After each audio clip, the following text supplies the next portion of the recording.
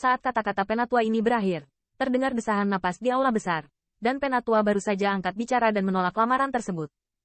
Tetua ketiga, bukankah kamu sudah lama tidak bergerak, bahkan tulangmu sudah menua? Apakah Anda ingin memberitahu Lord Patrias tentang ini? Di seberang Penatua itu, seorang lelaki tua mencibir, kata-katanya penuh ironi. Dengan suara ini, ada juga tawa kecil di aula besar, mencairkan suasana asli yang tumpul. Penatua keempat, saya hanya menyarankan itu saja. Jika Anda memiliki pendapat yang berbeda, Anda dapat berbicara. Mendengar suara-suara ini, kulit Penatua ketiga juga sedikit redup, dan berkata dengan sedikit tidak senang. Zuo, dua orang yang tidak paham. Aku hanya bisa menunggu untuk memulai, jadi jangan ganggu Patriark. Penatua keempat berdiri dan berteriak rendah. Ya, saya belum menembak tulang tua ini selama 100 tahun. Jika saya tidak melakukannya, saya tidak bisa benar-benar memindahkannya. Sepertinya kita sangat pendiam sehingga semua orang berani datang ke sukuku untuk membuat masalah. HMPH, tidak peduli apa identitas Xiao Xiao, jika kamu berani datang ke keluargaku untuk menimbulkan masalah, kamu harus memenggal kepalanya dan menggantungnya di depan gerbang kota kita. Ya, belum terlambat ketika kita membawa kembali kepala kecil itu, dan kemudian menuduh Patriark dengan salah. Dengan suara tetua keempat yang baru saja jatuh, terdengar gema di aula besar. Suku berdarah sangat terkenal, dan metode mereka yang sangat kejam telah membuat kekuatan yang tak terhitung jumlahnya bergetar.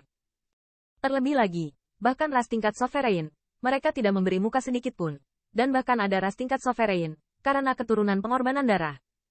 Oleh karena itu, sangat sedikit orang yang akan datang untuk memprovokasi mereka. Ras di sekitar tanah darah juga iri dengan klan berdarah, dan setiap 100 tahun mereka akan memberi mereka banyak kekayaan, Penatua tamu. Tentu saja, keluarga boneka darah yang begitu terkenal secara alami akan menarik perhatian beberapa pembangkit tenaga listrik yang sombong, dan banyak orang berpegang pada keberuntungan untuk melihat apakah mereka bisa mendapatkan teknik kultivasi khusus dari keluarga boneka darah.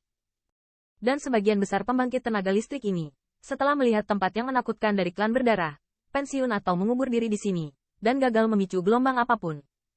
Di antara mereka, ada sebagian kecil, tetapi mereka mengagumi mereka, tetap dalam darah, bersama dengan keluarga yang mencari suaka, membentuk kekuatan masing-masing dan semua orang.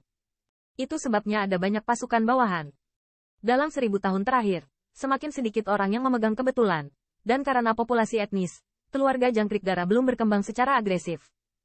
Oleh karena itu, pada tahun-tahun ini, banyak pembangkit tenaga kriket darah telah sangat aman. Seperti di aula besar ini, para tetua tingkat raksasa puncak ini bahkan lebih tidak nyaman. Saat ini, sulit untuk mendengar seseorang berani membuat onar di dalamnya. Secara alami, orang-orang kuat ini tidak ingin melewatkan hal-hal menarik seperti itu dengan mudah. Setelah diskusi singkat, kekuatan ini menyelesaikan masalah tersebut. Untuk menghindari terlalu banyak kebisingan bahkan sebelum mereka mulai, mereka semua meninggalkan kota secara rahasia dan terbang menuju tempat di mana informasi itu datang. Di mana Panglima Besar Pengawal Darah? Di mana dia sekarang?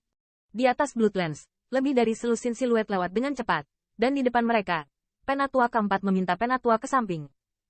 Dia mengikuti pria itu, tapi berita darinya, ada sedikit kegembiraan di mata Penatua, tetapi wajahnya sedikit bingung. Apa? Apakah dia begitu takut mati sehingga dia tidak mampu kehilangan seseorang? Penatua keempat mengerutkan kening, bertanya. Tidak ada yang sia-sia, tapi orang yang membunuh pemimpin kedua sedikit tidak terduga. Dia sepertinya bergerak menuju arah hutan yang putus asa.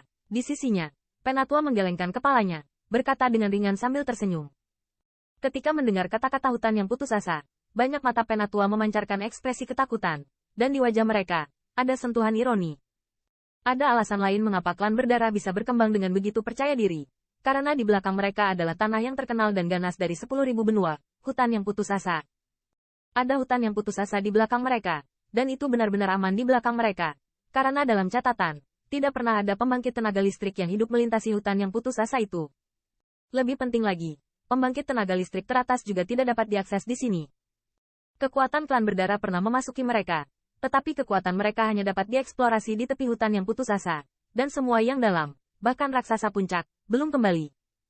Jadi, ketika mereka mendengar berita itu, semua tetua ini berpikir bahwa orang ini mungkin tahu bahwa dia dalam masalah, jadi dia melarikan diri dengan panik. Cepatlah dengan cepat, harus hentikan orang itu sebelum dia mencapai kedalaman hutan yang putus asa. Penatua keempat dengan samar bergumam pada dirinya sendiri, lalu berteriak. Penatua keempat, jangan khawatir, dia bergerak lambat. Mungkin kita bisa menghentikannya sebelum dia meninggalkan tanah darah. Penatua di sampingnya sedikit menggelengkan kepalanya, berkata dengan ringan sambil tersenyum. Mendengar ini, banyak sesepuh juga sedikit bingung. Mereka semua sadar bahwa tempat kejadian itu terjadi di sekitar kota Tongcheng, yang merupakan kota terdekat dengan hutan yang putus asa. Bahkan pembangkit tenaga listrik tingkat raksasa biasa, dibutuhkan kurang dari 2 jam untuk memasuki kehidupan yang putus asa. Hutan. Dan di sini, bahkan dengan kecepatan mereka, setidaknya butuh waktu lama untuk sampai ke kota anak. Pria merepotkan itu, karena dia bisa membunuh 2 penjaga pengawal darah. Dia juga memiliki setidaknya kecepatan raksasa puncak. Masuk akal bahwa mereka dapat menghentikan yang terakhir sebelum mereka dapat melarikan diri ke kedalaman hutan yang putus asa. Jika dia ingin menghentikannya sebelum dia melarikan diri, saya khawatir hanya pembangkit tenaga listrik teratas yang akan melakukannya. Orang itu tidak lari sendirian. Dia juga menjara kelompok jatah yang disimpan di keluarga Tong, dan kecepatan terburu-buru secara alami sangat lambat. Pria tua di sebelah penatua keempat terkekeh dan berkata, "Apa, dia masih punya banyak waktu luang? Haha, sepertinya aku meremehkan keberaniannya. Keberanian apa yang hanya ketidaktahuan? Kalian, lebih cepat, yang terbaik adalah membunuhnya sebelum dia memasuki hutan yang putus asa." Mendengar ini, lebih dari 10 sesepuh langsung tertawa dan tertawa. Segera, kecepatan mereka juga meroket, merobek ruang dengan kecepatan yang mencengangkan, secepat kilat, dan menyerbu ke arah kota dan pergi. Mereka semua adalah raksasa puncak. Di bawah kecepatan penuh seperti ini, dalam waktu singkat lebih dari beberapa jam, mereka telah melewati lebih dari setengah darah, dan kota anak-anak secara bertahap muncul di depan mata mereka.